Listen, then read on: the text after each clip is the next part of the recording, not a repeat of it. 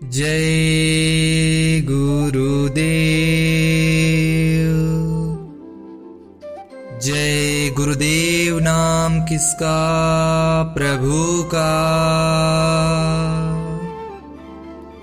प्रभु का प्यारा नाम। जय गुरुदेव।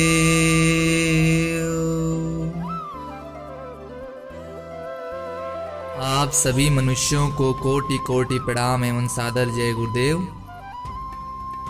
संसार में संत अनेक आए, लेकिन शायद ऐसा संत कभी नहीं आया जिसके द्वारा किए गए कार्यों का विवेचन बहुत पहले ही कर दिया जाए। जी हाँ, आज हम जानेंगे एक भविष्यवाणी के बारे में जो एक महापुरुष की ओर सटीक इशारा करती है। एक ऐसे महापुरुष जिनके लिए तमाम भविष्यवक्ताओं, पैगंबर व संतों ने बहुत पूर्व ही उद्घोषणा कर दी थी। भविष्यवाणियों की कड़ी में आज हम प्रोफेसर हरार के उन विचारों को जानेंगे जो आज से 50 वर्ष पूर्व ही प्रकाशित कर दी गई थी। मथुरा के बाबा जय गुरुदेव जी द्वारा संचालित एक वीकली मैगजीन, साप्ताहिक पत्रिका निकाली जाती थी जिसका नाम है शाकाहारी सदाचारी बाल संघ बालक साप्ताहिक पत्रिका। उसी पत्रिका के 21 मई सन 1971 अंक प्रथम में पृष्ठ 3 पर यह भविष्यवाणी अंकित की गई है। तो आइए जानते हैं कि प्रोफेसर हरार की भविष्यवाणी में क्या संकेत दिया गया है। जय गुरुदेव। प्रोफेसर हरार का जन्म इजराइल के एक धर्मनिष्ठ यहूदी परिवार में हुआ था। अपनी अचूक और 100% सत्य भविष्यवाणियों के लिए वे विश्व में विख्यात हैं। उन्होंने नवयुग आएगा संबंधी एक विचार गोष्ठी में अपने विचार व्यक्त किए थे। उन्होंने कहा कि रात्रि का प्रथम प्रहर, जब मैं प्रगाढ़ निद्रा में होता हूँ, स्वप्न में एक दिव्य पुरुष के दर्शन करता हूँ। किसी जलाशय के निकट बैठे हुए इस योगी के मस्तक में जहाँ दोनों भौहें मिलती हैं, मुझे अर्धचंद्र के दर्शन होते हैं। उसके बाल श्वेत, शुभ्र वेशभूषा, वर्ण गौर तथा पैरों में चर्मविहीन पाहन या पादुकाएं होती हैं। उसके आसपास अनेक संत सज्जन व्यक्तियों की भीड़ दिखाई देती है। उनके मध्य में जलती हुई छोटी बड़ी ज्वालाएं देखता हूँ। यह लोग कुछ बोलते हुए अग्नि में कुछ वस्तुएं छोड़ते हैं। उसके धुएं से आकाश छा रहा है। सारी दुनिया के लोग उधर ही दौड़े आ रहे हैं। उनमें से कितने ही कष्ट पीड़ित, अपंग और अभावग्रस्त भी होते हैं। वह दिव्य देहधारी पुरुष उन सबको उपदेश कर रहा है। उससे सबके मन में प्रसन्नता भर रही है। लोगों के कष्ट दूर हो रहे हैं। लोग आपस के राग द्वेष भूलकर परस्पर मिलजुल रहे हैं। स्वर्गीय सुख की वृद्धि हो रही है। धीरे धीरे यह प्रकाश उत्तर की ओर बढ़ रहा है और किसी पर्वत के ऊपर दिव्य सूर्य की तरह चमकने लगता है। वहां से प्रकाश की किरणें वर्षा के जल के भांति उठती हैं और सारे पृथ्वी मंडल को आच्छादित कर लेती हैं। बस यहीं आकर स्वप्न का अंत हो जाता है। प्रोफेसर हरार का कहना है कि ऐसे किसी दिव्य पुरुष का जन्म भारतवर्ष में हुआ है। वह 1970 तक आध्यात्म क्रांति की जड़ें बिना किसी लोक यश के भीतर ही भीतर जमाता रहेगा और उसके बाद उसका प्रभुत्व सारे एशिया और विश्व में छा जाएगा। उसके विचार इतने मानवतावादी और दूरदर्शी होंगे कि सारा विश्व उसके कथन को सुनने और मानने को बाध्य होगा। जबकि विज्ञान सारे विश्व में से धर्म और संस्कृति को नष्ट करके चौपट कर देगा। तब वह धार्मिक क्रांति का सूत्रपात करेगा और लोग ईसा के जन्म से पूर्व की तरह अग्नि, जलवायु, आकाश, सूर्य और नैसर्गिक तत्वों के उपासना के महत्व को समझने लगेंगे। अरब और इजराइल के युद्ध की घोषणा उन्होंने काफी समय पूर्व ही कर दी थी। उनका कहना था कि प्रारंभ की टक्कर बहुत जोरदार होगी। अरब का बहुत सा भाग छिन जाएगा। फिर जॉर्डन, सीरिया, मिस्र आदि मिलकर भी उसे वापस नहीं ले सकेंगे।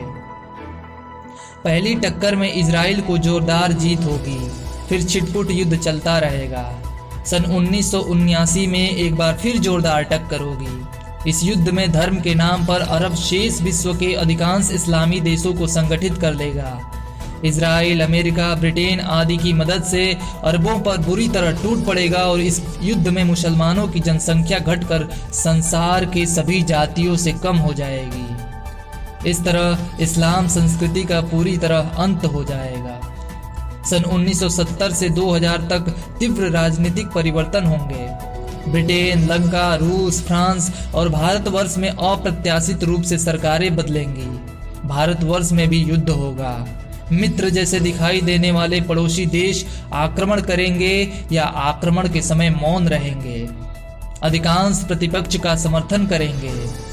प्रजातंत्र होते हुए भी अधिकांश राज्यों में राष्ट्रपति का शासन होगा। सन 1972 के बाद नेतृत्व उन लोगों के हाथ में होगा जिनकी पहले लोगों ने कल्पना भी न की होगी। ये लोग वीर होने के साथ साथ धर्मनिष्ठ भी होंगे। प्रोफेसर हरार के अनुसार रूस और चीन में जबरदस्त टक्कर होगी। चीन आणविक अस्त्रों शस्त्रों के अतिरिक्त एक नई युद्ध प्रणाली जर्म्स-वार। इस युद्ध में दुश्मन देशों में बीमारियों के कीटाणु फैला दिए जाते हैं, जिससे तीव्र बीमारियां फैलती हैं और लोग बिना युद्ध के मरने लगते हैं। इसकी शुरुआत करेगा। रूस चीन का मुंहतोड़ जवाब देगा और उसकी अब तक की समस्त वैज्ञानिक प्रगति को नष्ट भ्रष्ट कर देगा। इस बीच तिब्बत स्वेच्छा से भारत से संबंध कर लेगा। सन 1980 तक सारे संसार की स्थिति विश्व युद्ध जैसी हो जाएगी। उसमें अधिकांश छोटे छोटे देश टूटकर बड़े देशों में विलीन हो जाएंगे। भारतवर्ष इन सबका अगुवा होगा। संयुक्त राष्ट्र संघ अमेरिका से टूटकर भारतवर्ष चली आएगी। वहां उसका नए सिरे से संगठन होगा। भारतवर्ष चिरकाल तक उसका अगुवा और अध्यक्ष बना रहेगा। भारतवर्ष कई विलक्षण आयुधों का निर्माण करेगा। हिमालय में किसी गुप्त खजाने और बहुमूल्य सांस्कृतिक उपादानों का गुप्त भंडार मिलेगा। हिमालय के अधिकांश भाग में आबादी हो जाएगी। वह देश दुनिया का सबसे बड़ा पर्यटन स्थल होगा। रूस, अमेरिका, ब्रिटेन, फ्रांस व जर्मनी जैसे देश मिलकर भी आज जो वैज्ञानिक खगोलीय सफलताएं अर्जित नहीं कर सके, वह भारतवर्ष अकेले ही कर लेगा। इस भारत की उन्नति के लिए लोग दांतों तले उंगली दबाएंगे। सबसे आश्चर्य की बात यह होगी कि यह सब धार्मिक विचार वाले लोगों के द्वारा होगा। सारी दुनिया के लोग भारतीयों के समान शाकाहारी होंगे। दुनिया में एक ऐसी भाषा का विस्तार होगा जो आज तक सबसे कम बोली व पढ़ी जाती है। तो ये थी प्रोफेसर हरार की भविष्यवाणी।